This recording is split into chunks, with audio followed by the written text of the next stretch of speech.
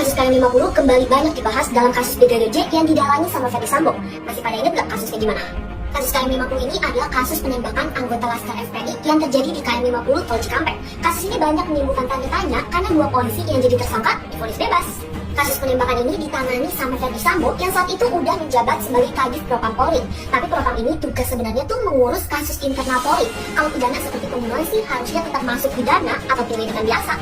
Nah, dalam kasus KM50 ini, Sambo juga menunjuk Brigjen Hendra Kurniawan sebagai tim khusus pencari fakta KM50. Saat penyelidikan, polisi mengklaim kalau mereka diserang sama anggota FPI dan terjadi baku tembak yang menewaskan 2 orang. Tapi selain itu, saat di mobil menuju perjalanan Polda Metro Jaya, mereka lagi-lagi diserang dan berakhir pada penembakan 4 anggota FPI dari jarak dekat.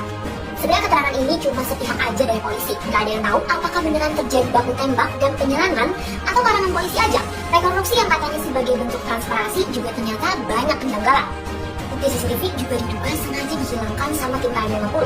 Tapi meskipun kurang bukti buat nguatin narasi polisi, kedua terdakwa tetap diputus bebas sama majelis hakim karena dianggap membela diri. Terus apa sih hubungannya sama Brigadir J? Jadi gini, kedua kasus ini sama-sama dilakuin sama polisi guys. Terus kebetulan CCTV yang jadi bukti juga sama-sama hilang. Narasi baku tembaknya juga sama, bahkan orang yang terlibatnya pun sama. Di awal korban juga sama-sama dituduh jadi pelaku, dan hal yang dilakuin sama pelaku dianggap sebagai bentuk pertahanan diri. Ini sih persis sama kayak narasi Kadapin di awal yang bilang kalau dia terlibat baku tembak sama Brigadir J karena ngeliat Brigadir J melecehkan Ibu Putri.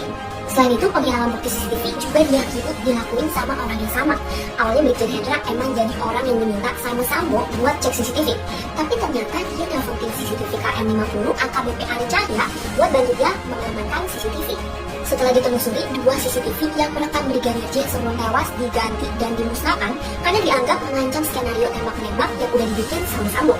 Tapi meskipun udah kelihatan mulus karena nggak ada bukti CCTV, tetap aja terbongkar dan tenang aja guys. Walaupun lolos dari kasus KM50, di kasus Brigadir J ini orang-orang yang terlibat dalam penghilangan bukti kayak Hendra dan tim CCTV KM50 sekarang udah jadi terdakwa karena dianggap melakukan obstruction of justice. Bahkan narasi bohongan baku tembak yang awalnya dibikin sama Sambo juga udah terungkap faktanya. Semoga abis ini udah nggak ada ya polisi yang merekayasa kasus untuk menyelamatkan dirinya sendiri. Kasus apa lagi nih yang perlu kita kulitin? Komen ya.